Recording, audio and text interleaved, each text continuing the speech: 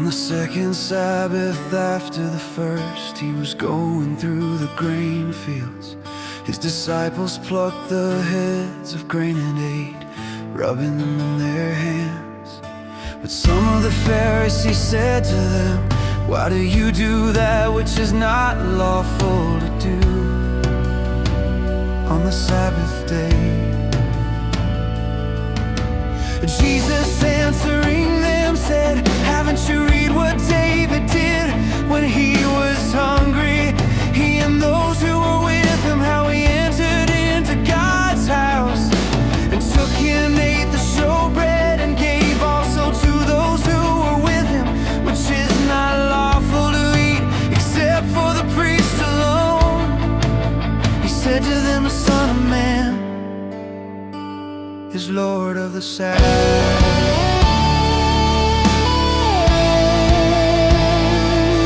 It also happened on another Sabbath that he entered into the synagogue and taught. There was a man there, and his right hand was withered. The scribes and the Pharisees watched him to see whether he would heal on the Sabbath, that they might find an accusation against him.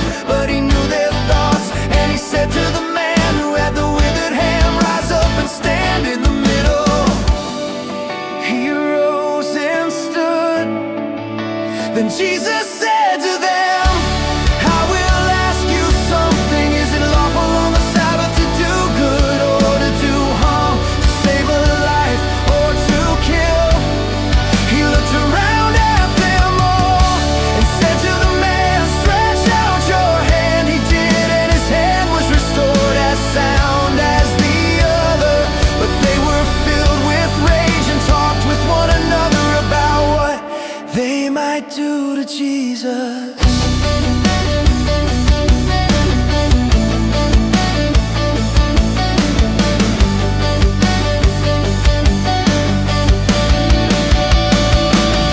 In these days he went out to the mountain to pray, and he continued all night in prayer to God. When it was day, he called his disciples, and from them he chose 12, whom he also named apostles: Simon, whom he also named Peter, Andrew his brother, James, John, Philip, Bartholomew, Matthew, Thomas, James the son of Alphaeus, Simon who was called the Zealot, 16, Judas the son of James, and Judas Iscariot, who also became a traitor.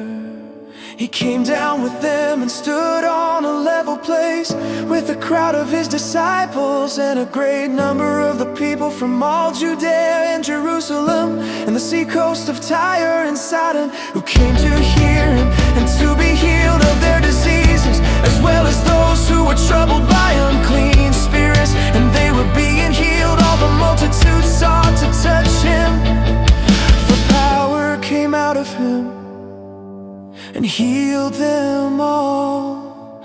He lifted up his eyes to his disciples and said, "Blessed are you who are poor, for God's kingdom is yours.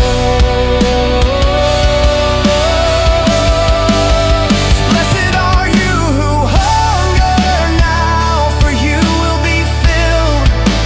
Blessed are you who weep now, for you will laugh.